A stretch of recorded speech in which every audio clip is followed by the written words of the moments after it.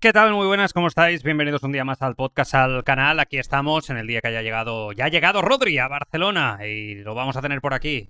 Ya os lo dije, que tranquilidad, que no pasaba nada, que formaba parte de la propia negociación, en el club lo daban por hecho. Al final han tenido que hacer, yo creo, estirar un poquito más, pero no estamos aquí para hablar de Rodri, tampoco de Adeyemi, tampoco de Gordon, tampoco de Bisigu, de todos ellos hemos ido hablando aquí en el podcast, en el canal en las últimas semanas, sino que estamos aquí para explicar cositas, un poco, bueno, pues van saliendo, ¿no? Noticias, rumores, informaciones que van llegando y de primera mano en el entorno del Fútbol Club Barcelona de cómo se ha fraguado la salida de Ferran Torres, para que tengáis la mayor de las informaciones al respecto y para que sepáis la verdad, que al final es de lo que se trata en este caso, de que sepáis las cosas, cómo se han hecho, cómo se han realizado, porque es verdad que un poco ha sorprendido a muchos. Es verdad que Ferran, la mayoría de vosotros os alegráis de que haya abandonado el Barça.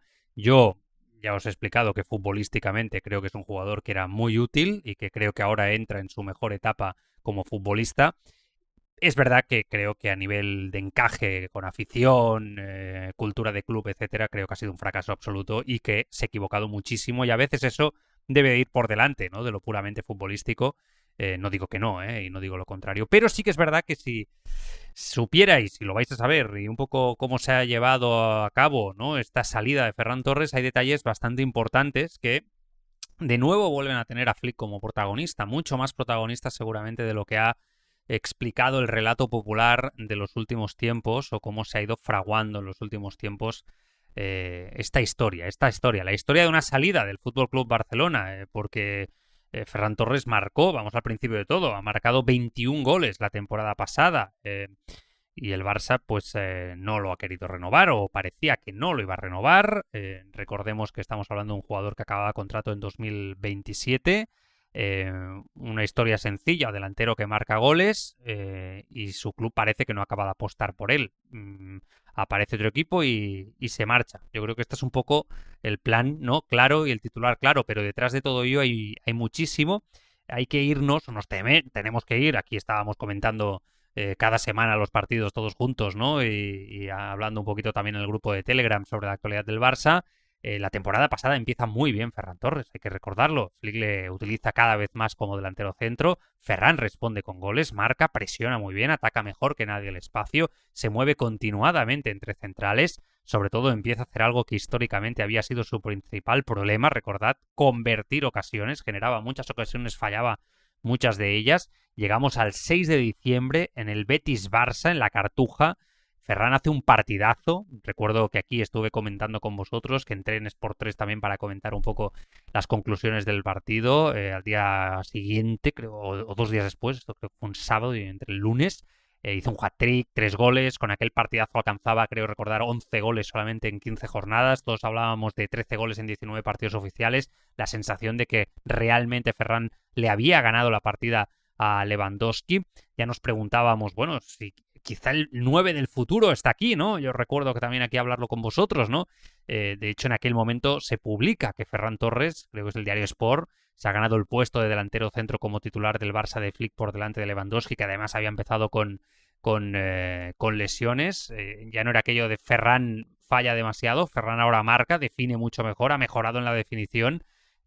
Su contrato terminaba en 2027. Ferran Torres es consciente que es el momento perfecto, ¿no?, para empezar, ¿no?, a mejorar esos números. Tiene 25 años en ese momento, está en plenitud, y es el momento. Después de aquel hat-trick contra el Betis, sucede algo que parece menor, pero que al final yo tengo la sensación que ahora, sabiendo la historia y tal y como nos lo explican, acaba siendo determinante en marcar el futuro de Ferran Torres lejos del Fútbol Club Barcelona. Ferran sufre una pequeña lesión muscular, digo pequeña porque es que es así, es pequeña, no es una lesión gravísima, no desaparece tampoco 3 meses, pero ocurre en probablemente el peor momento posible, cuando él está súper enchufado, ¿no? Porque corta seguramente toda esta dinámica de positividad, de él estar implicado con mucha fortaleza mental. Ferran había llegado a ese punto en el que el delantero entra ya en el campo pensando que va a marcar, ¿no?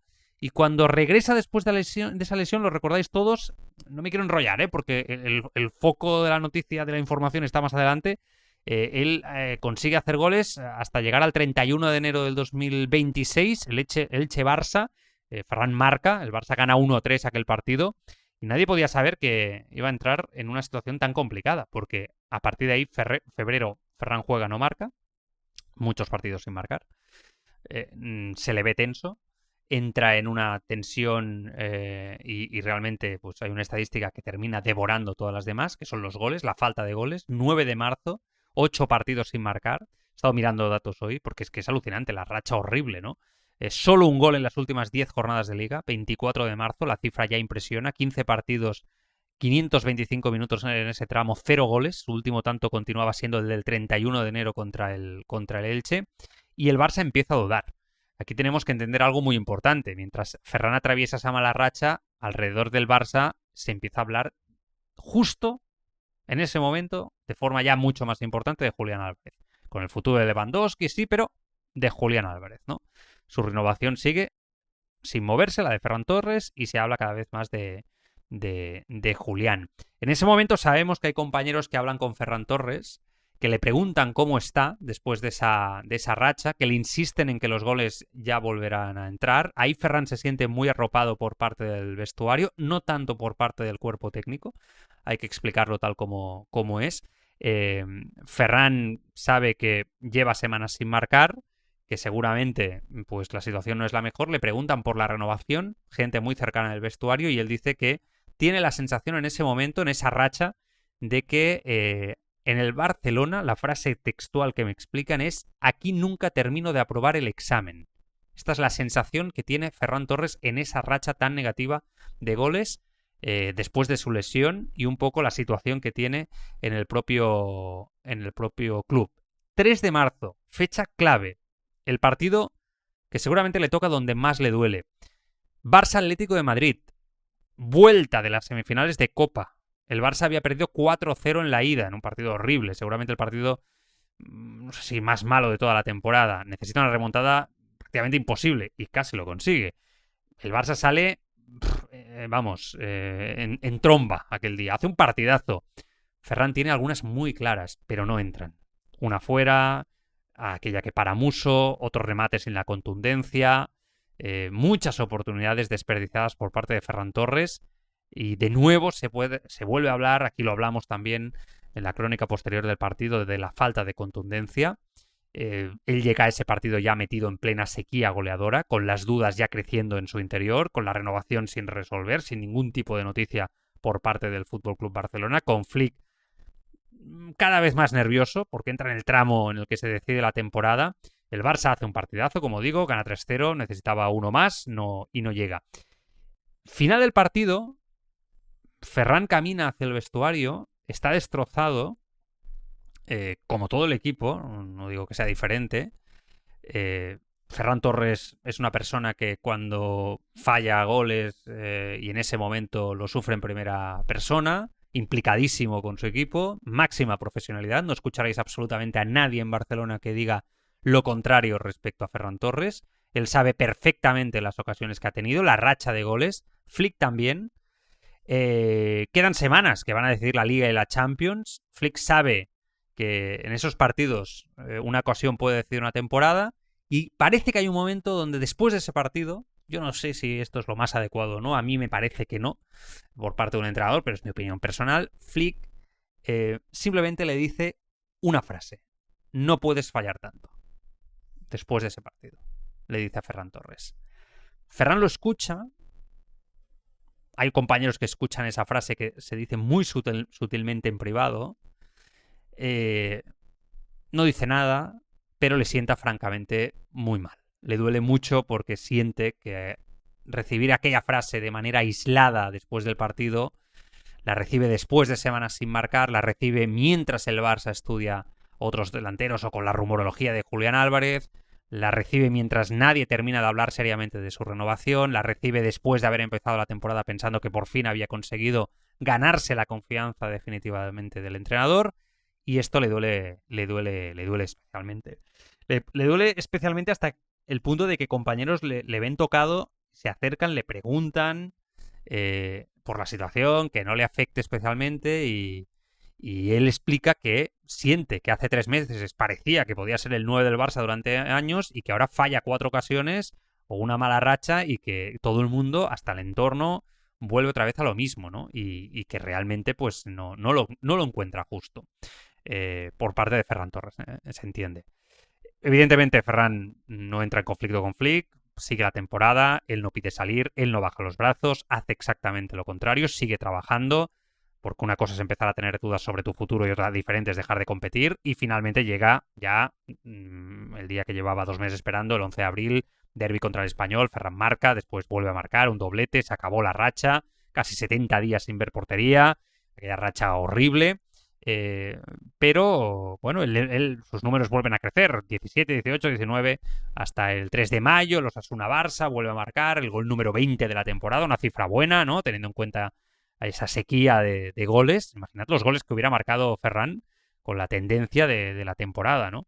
Del principio de temporada, yo creo que hubiera sido impresionante, ¿no? Yo creo que hubiera sido seguramente una de las temporadas importantes, más importantes, sin duda un delantero, o de cambiar el futuro de un delantero, ¿no? Que hemos visto de pasar de unos números muy buenos a números estratosféricos de crack mundial, ¿no? En ese momento, cuando empiezan a haber goles, Ferran confiesa a su entorno que pensaba que cuando volviera a marcar cambiaría algo, y que él notaba que no había cambiado nada. Nada, que el club dice que cuenta con él, pero no entiende por qué nadie se pone en contacto con él. Ahí entra un poco su representante, que conoce perfectamente la situación, que es máxima confianza de Ferran Torres, y evidentemente sabe que hay que hablar, porque acaba contrato en 2027. Llama a la dirección deportiva, parece que hablan directamente, le dicen que queremos saber qué intención tiene el club. Deco, la dirección deportiva, contesta que cuentan con él. El representante, la representación, la agencia dice que eso lo han dicho muchas veces, pero que necesitan un gesto o algo más. Por lo que nos cuentan, la dirección deportiva explica que el Barça tiene que ordenar sobre todo el límite salarial, que tiene muchas operaciones pendientes, que tiene que gestionar las inscripciones de cara al año que viene, que está estudiando el mercado, y la renovación de Ferran tiene además implicaciones económicas relacionadas con el acuerdo firmado en su día con el City. Recordáis aquello que firmó Mateo Alemany y que se ha publicado. Preguntan para cuándo y Deco pide tiempo. Incluso se habla de octubre. Fair play, masa salarial, mercado, más adelante. De hecho, esto concuerda con todas las informaciones que han ido saliendo en las últimas semanas de que el Barça tenía intención de renovarlo, pero quería esperar a ver cómo se situaba la situación de mercado. A partir de ahí, la agencia de representación habla con Ferran Torres, le explican un poco lo que han dicho, que quieren esperar, le hablan de septiembre-octubre.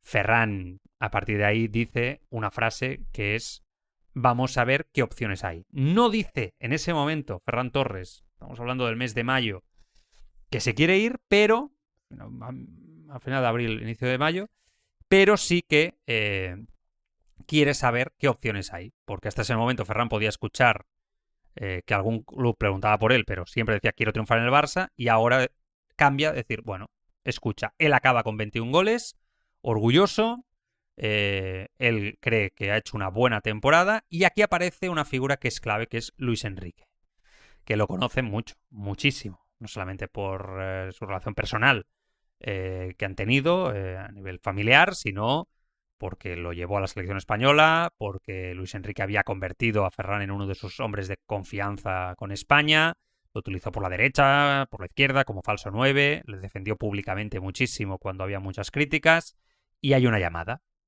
Hay una llamada de Luis Enrique, que no es la primera llamada, se ve que mantienen regularmente un buen contacto, y básicamente Luis Enrique le viene a decir que él no tendría ningún tipo de problema en incorporarlo en el PSG, que jugaría en cualquiera de las 3 posiciones de arriba, que necesita jugadores que presionen, que ataquen los espacios como él hace y que encajarían. Ahí Ferran no dice nada, dice, oye, yo ya veremos. Luis Enrique le dice, sé lo que eres y de dónde, y sé de dónde quiero utilizarte, y ahí pues tiene 2 escenarios antes del Mundial, Barcelona y París.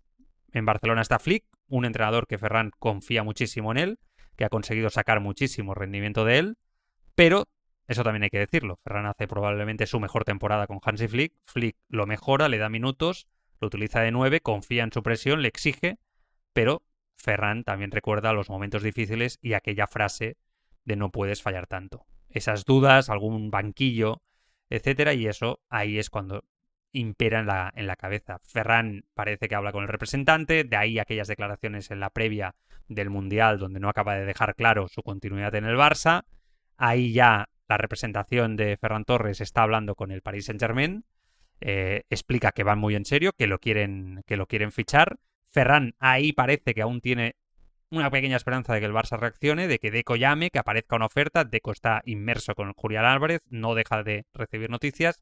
Llega al Mundial, Ferran marca ese gol, no digamos que se salió en el Mundial porque no es la verdad, pero marca ese gol y a partir de ahí, pues bueno, ya tiene claro que la situación con el PSG es más ventajosa para él y finalmente pues las cosas van como van y el fin de la historia es que a pocos días de acabar sus vacaciones ya se comunica al Barcelona que la idea es que se vaya, habla con Hansi Flick y le explica que se quiere ir al Paris Saint-Germain. No hay más noticia que esta, pero bueno, es un poco la información que nos ha llegado, que sabemos y que hay al respecto y que creo que es interesante, sin más. Yo creo que es la historia, ¿no? De cómo se fragua un final a lo largo de la temporada. Una historia que estaba cerca de continuar en el Barça. Por lo menos así parecía en el mes de diciembre. Esa lesión muscular yo creo que lo cambia todo. Y esa frase, ¿no? De Hansi Flick en un momento dado que a Ferran Torres le sienta mal. Le sienta muy mal y yo creo que ahí es cuando se rompe algo que sinceramente, pues por lo visto, no se ha reconvertido ni se ha vuelto a, no sé cómo decirlo, ¿no? En ningún momento parece que ha habido tampoco un interés por parte de Hansi Flick brutal, ¿no? En que Ferran continuase y un interés o una demanda de esfuerzo a Deco para que continuara, ¿no? Ferran Torres, esta es la realidad por parte de Hansi Flick, que la sensación, un poco, esto ya es mi opinión, ¿no? Sabiendo estas informaciones de buena mano, es que Flick da confianza a Ferran, lo mejora hasta un momento, pero que pierde la confianza porque cree que no puede ser el sustituto de un Lewandowski que ya se va haciendo mayor, y es cuando Flick parece que mira hacia otro lado y exige un fichaje de primerísimo nivel que eleve el nivel de la delantera azulgrana, pasando por Gordon y su polivalencia y evidentemente acabando por Julián Álvarez, algo que parece que está muy difícil, tal y como yo lo veo, imposible. Insisto que hay quien aún lo ve posible, especialmente dentro del club. En fin, nada, ahí lo tenéis. Espero que sea de vuestro agrado y de vuestro interés. Siempre es interesante saber cómo se van fraguando estas cositas dentro del club. Ahora ya de un jugador que es historia, Ferran Torres del Fútbol Club Barcelona, y veremos qué tal le va en el Paris Saint-Germain con Luis Enrique y a la espera de ver cómo van los siguientes acontecimientos en el Fútbol Club Barcelona. El próximo vídeo, a ver si puedo hablaremos de Brima. Yo creo que tenemos que hablar de él, ¿no? Ya toca. Creo que hay un futuro muy interesante por delante de este futbolista. Os envío un fuerte abrazo para todos. Cuidaros mucho. Adiós.